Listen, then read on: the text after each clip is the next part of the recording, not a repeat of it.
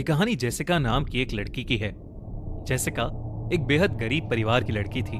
उसकी माँ तभी गुजर गई थी जब वो 8 साल की थी। घर में वो, उसका भाई और उसके पापा रहते थे। उसके पापा अक्सर शराब पीकर जेसिका को मारा करते थे।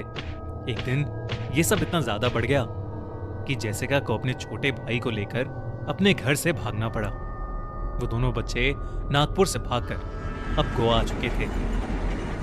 15 साल की जेसिका ने भागने का डिसीजन तो ले लिया था, मगर वो अपना और अपने 9 साल के भाई का ध्यान एक अनजान जगह पर कैसे रखेगी, ये वो नहीं जानती थी।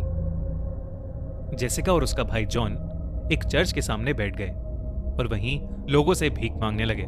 तभी उधर से गुजर रही एक नन ने उन दोनों बच्चों को देखा और उनसे बात करने आ गई। जेसिका ने उस नन को सब कुछ बताया और उस नन को उन पर बहुत तरस आ गया। वो उन्हें अपने साथ उस चर्च में ले गई और जेसिका और जॉन ने वहीं रहना शुरू कर दिया। जेसिका ने जॉन का एडमिशन चर्च के ही एक स्कूल में करवा दिया और वो खुद एक प्रेयर ग्रुप की पार्ट बन गई। जल्द ही जेसिका का पूरा झुकाव गॉड की तरफ हो गया और चर्च ने उसे भी एक नन बना दिया। मगर नन बनने के बाद जेसिका के साथ कुछ ऐसा होना शुरू हो गया जो उसने कभी सपने में भी नहीं सोचा था। एक रात जेसिका अपने रूम में सो रही थी तो उसे अचानक दौरे पड़ने लगे। वो ऐसे चीखने लगी जैसे कोई उसे बहुत जोर से मार रहा हो। जब बाकी की नन्स उसकी आवाज सुनकर उसके कमरे में आई तो वो हैरान रह गई। जेसिका का शरीर अकड़ा पड़ा था और उसकी आंखें बिल्कुल सफेद हो गई थीं। वो दर्द से चिल्ला रही थी, मगर उसकी आवाज उसकी नहीं बल्कि किसी आदमी की आवाज लग रही थी। ये देखकर एक नन ने जेसिका पर होली वाटर डाल दिया और जेसिका की स्किन से धुआं निकलने लगा। उसके बाद कुछ ही पलों में वो शांत हो गई। इस हादसे के बाद से जेसिका की तबीयत खराब रहने लगी। उसके बर्ताव में काफी बदलाव आ गया था।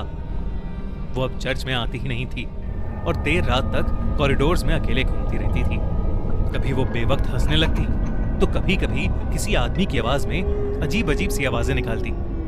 कभी किसी पर जोर से दहाड़ती जैसे कोई जानवर हो, तो कभी कोने में बैठी रोती रहती। चर्च के सभी लोगों को समझ आ गया था कि जेसिका पोजेस हो चुकी है, इसलिए उसके एग्जॉर्सिज्म के लिए सभी ने तैयारी करनी शुरू कर दी। एग्जॉर्सिज्म की रात जब एक नन जेसिका के रूम में उसे देखने गई तो जेसिका वहां थी ही नहीं। वो नन उसे पूरे कमरे में ढूंढने लगी, मगर जेसिका कहीं नहीं थी। लेकिन जैसे ही वो नन वापस जाने के लिए मुड़ी, उसका दिल बुरी तरह दहल उठा। जेसिका एक काला गाउन पहने दीवार से चिपकी पड़ी थी। क्रिश्चियनिटी में काले कपड़े लोग तब पहनते हैं जब कोई मर जाता है। जेसिका के मुंह से खून निकल रहा था। वो एक जानवर की तरह भारी आवाज में दहाड़ रही थी।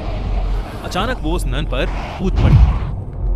इतनी ही देर में जेसिका के कमरे में बाकी सब भी आ गए और उन्हें देखकर जेसिका पागलों की तरह हंसने लगी, गॉड की इंसल्ट करने लगी। प्रीस्ट ने उस पर जैसे ही होली वाटर डाला तो वो दर्द से चीख उठी और खुद को एग्जॉर्सिज्म से बचाने के लिए वो अपने कमरे की खिड़की से नीचे कूद गई। जेसिका की जान तो बच गई, मगर उसकी रीढ़ की हड्डी पूरी तरह से डैमेज हो गई थी, जिसकी वजह से वो फिर कभी चल नहीं पाई। इसके बाद जेसिका का एग्जॉर्सिज्म होना काफी आसान हो गया था, लेकिन जब तक चर्च के लोगों ने उसका एग्जॉर्सिज्म शुरू किया तब तक उसके अंदर का डेविल उसके अंदर से जा चुका था। जेसिका को चर्च के ही एक हॉस्पिटल में एडमिट करवाया गया, मगर प्रीस्ट जानना चाहते थे कि आखिर जेसिका के साथ ये सब क्यों और कैसे हुआ। उन्होंने जेसिका को हिप्नोटाइज करने का सोचा और एक छोटी सी इन्वेस्टिगेशन टीम बनाकर पता लगाने लगे कि आखिर हुआ क्या था। काफी ढूंढने के बाद उन्हें यह पता चला कि जेसिका की माँ एक कल्ट मेंबर थी, एक ऐसे कल्ट की मेंबर जहां काला जादू करने वाले और डेविल की पूजा करने वाले लोग। जेसिका की माँ ने डेविल को खुश करने के लिए कई सारी प्रक्रियाएं भी की।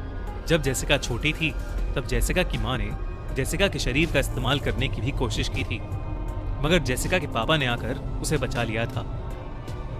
लेकिन शायद तब तक देर हो चुकी थी। 4 साल की जेसिका किसी अजीब लैंग्वेज में कर्सेस बोलने लगी थी। उसका चेहरा डरावना हो गया था और उसने कहा कि वही अपने पापा की मौत का रीजन बनेगी और उनकी मौत के बाद ही डेविल का असली रूप इस दुनिया में आ जाएगा। अपना काला जादू उल्टा हो जाने की वजह से जेसिका की मां की डेथ हो गई और जेसिका के पापा जानते थे कि जेसिका में भी इविल रह रहा है, इसलिए धीरे धीरे वो उससे दूर होते चले गए और उससे नफरत करने लगे।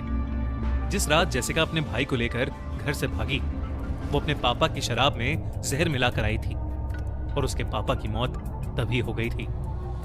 उसके बाद से जेसिका पोजेस हो गई, जिसका मतलब ये था कि जेसिका को पोजेस खुद डेविल ने किया था।